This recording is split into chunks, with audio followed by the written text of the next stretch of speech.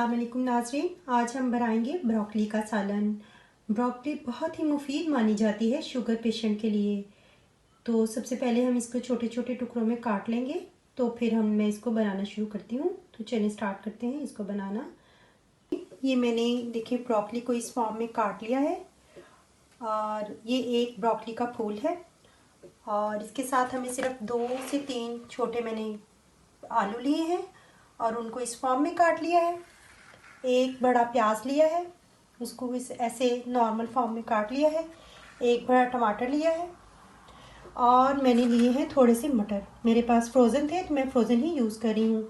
इसके लिए हमें 1 से 1.5 टेबलस्पून लहसुन अदरक का पेस्ट, 2 से 3 हरी मिर्चें, थोड़ा सा नमक, थोड़ी सी सुरख मिर्च, थोड़ी सी हल्दी, थोड़ी सी काली मिर्च और थोड़ा सा ये हमें सूखा धनिया चाहिए और ये गरम मसाला जो है आखिर में डालने के लिए। तो सबसे पहले हम लोग शुरू करते हैं। मैंने पानी को गर्म करने के लिए, बॉयल करने के लिए रख दिया था और ये देखिए पानी हमारा बॉयल हो गया है। तो मैं ब्रोकली को इसके अंदर सिर्फ 1 से 1.5 मिनट तक के लिए डालूंगी। सिर्फ हमें इसको 1 से 1.5 मिनट तक के लिए डालना है और ज़्यादा नहीं इसको पकाना। सिर्फ पानी इसका ब्रोकली का एक दफ़ा उतारना है।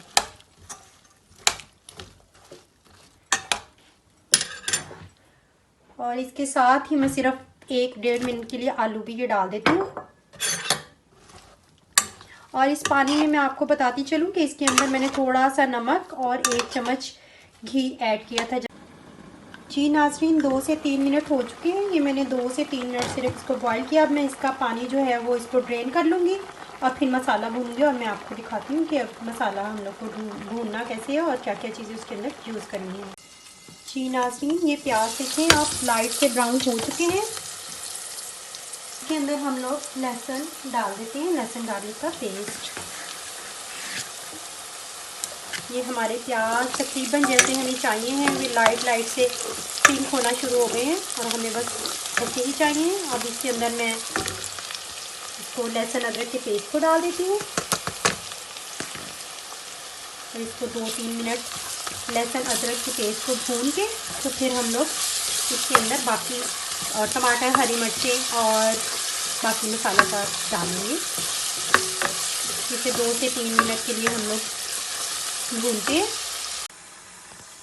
जी तो ये अब तो मैं चेक करती हूँ, इसका मसाला तकरीबन हमारा अच्छे से भुन गया है। और अब इसके अंदर हम लोग सबसे पहले ऐड करेंगे अपने मटर जो कि फ्रोज़न थे और इनको हम लोग ऐड कर देंगे ऐसे ही।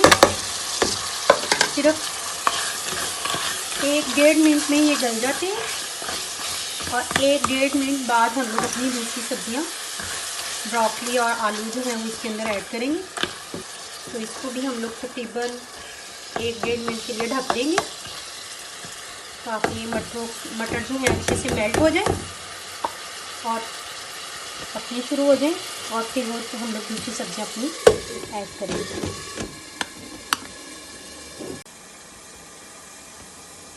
जी तो ये हमारा तकरीबन मटर भी ऑलमोस्ट मेल्ट हो चुकी है, इसमें से बर्फ़ वगैरह सारी मेल्ट हो चुकी है और ये भी अच्छे से भून रहे हैं। अब हम इसके साथ ही डाल देते हैं अपनी ब्रोकली और आलू जिसको हमने सिर्फ 2 से 3 मिनट के लिए बॉईल किया था। तो हम वो इसको इसके अंदर ऐड कर देते हैं। जी तो वो हम लोगों ने ब्रोकली और अपने आलू इसके अंदर ऐड कर लिए हैं और इसको अच्छे से चम्मच चलाते हैं।